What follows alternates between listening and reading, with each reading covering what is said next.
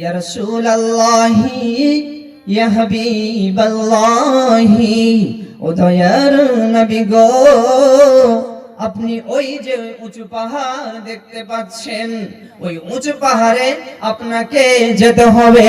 নবী বলেছিলেন, আমার কোনো ডানা নেই, আমার কোনো পাখা নেই, আমি উড়ে উড়ে চলে যাব, এমনটা আমার শক্তি নেই, এমনটা আমার ক্ষমতা নেই, আমি সেই উঁচু স্থানে যেতে পারবো না, আমি যাওয়ার মতো ক্ষমতা রাখি না। এবার জিবরিল আমিন বললেন, ইয়া রাসূলুল্লাহি ইয়া হাবিবাল্লাহি ও দয়ার নবী গো, আপনাকে যেতে হবে না, আমরা আপনাকে সাথে করে নিয়ে যাব, আপনাকে একাই যেতে বলবে, এমনটা করব না, কেন আপনি একাই যেতে পারবেন না, আপনি ক্ষমতা রাখেন না বললেন। এবার নবীকে তারা ফেরেশতারা নিয়ে যেতে লাগলো সেই উঁচু পাহাড়ের দিকে। যেতে যেতে যেতে যেতে নবী যেন উঁচুর দিকে যেতে আরম্ভ করেছেন, ফেরেশতারা নিয়ে যেতে আরম্ভ করেছেন। এমন তো অবস্থায় নবী যেন তার কানে কান্নার আওয়াজ শুনতে পেল। কান্নার আওয়াজ যেমনই তিনি শ্রবণ করা তার কান দিয়ে, এমন অবস্থায় নবী বললেন, জিবরিল আমিন, এরা কারা, এরা কারা আর্তনাদ করছে, কারা ক্রন্দন করছে, কারা বিকট আওয়াজ করছে, রে ফেরেশতা আপনি বলুন।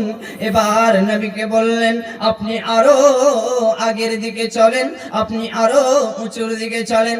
যেতে যেতে যেতে যেতে নবী যেন তার দৃশ্য দিয়ে দেখলেন অনেক মানুষগুলোকে, অনেক মহিলাকে, অনেক ব্যক্তিবর্গকে ঝুলন্ত অবস্থায় রাখা হয়েছে। এমন দৃশ্য দেখে নবী বললেন, জিবরিল আমিন, এরা কারা, এদেরকে এমনটা কেন আযাব দেওয়া হচ্ছে, এরা বিকট আওয়াজ করেছে, এরা ক্রন্দন করেছে, এদের মুখমণ্ডল ফেটে ফেটে কেন রক্ত জমিনের উপরে পড়ছে, এরা কেন বা এমন আযাবের মধ্যে অন্তর্ভুক্ত রয়েছে, কিবা এরা দোষ করেছে, কিবা এরা ভুল করেছে, জিবরিল আমিন আপনি বলুন।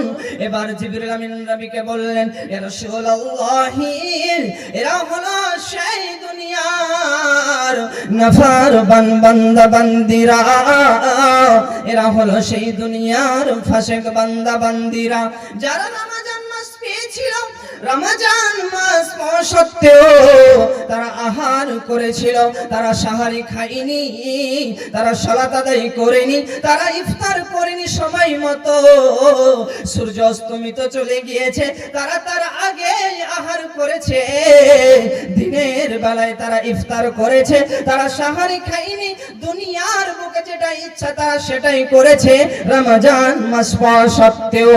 এই জন্য আল্লাহ এদেরকে এমনটা আযাবে গ্রেফতার করেছে।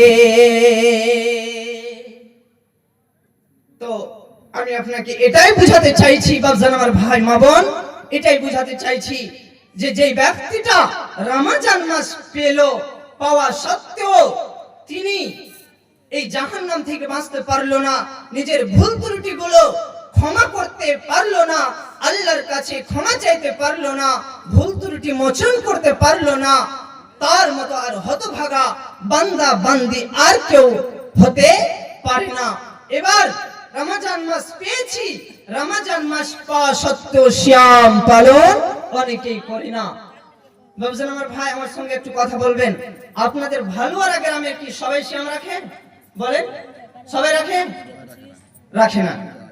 এটা আমাদের গ্রামে রয়েছে, এটা কোনো মানে শরমের কথা নয়, প্রত্যেক গ্রামে রয়েছে যে সিয়াম অনেকে রাখে না, হয়তো মদ পান করে, হয়তো আবার রমজান মাসে তারা জুয়ার মধ্যে কি মানে ব্যস্ত, তারা এই রমজান মাস পাওয়া সত্ত্বেও তারা সালাত আদায় করে না, দুনিয়ার বুকে তারা ভুল এর মধ্যে জড়িত থাকে রমজান মাস পাওয়া সত্ত্বেও। অনেক গ্রামে এরকম ব্যক্তিবর্গ আছেন। এবার নবী বলছেন যারা রমজান মাস পেল এবং সিয়াম পালন করলো না তাদের আযাবটা কি হবে? সেই আযাবটা তাদের কি দেওয়া হবে?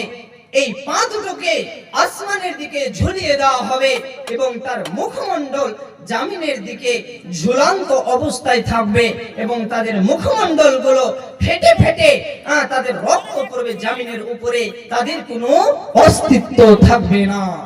তাহলে বুঝতে পারলেন যে সিয়াম না পালন করতে গেলে তার অবস্থাটা কি হবে? আশা করি বুঝতে পেরেছেন। এবার সিয়াম পালন করলে জাহান্নাম থেকে বাঁচবো, সেই কঠিন ভয়াবহ আযাব থেকে বাঁচবো। এবার সিয়াম পালন করলে বেঁচে যাব, তাহলে এই সিয়াম পালন করলে আর লাভ কি? নবী করিম সাল্লাল্লাহু আলাইহি ওয়াসাল্লাম বলেছেন আসিয়ামু জান্নাতুন ওয়া হিসনুন হাসিনুন মিনান নার।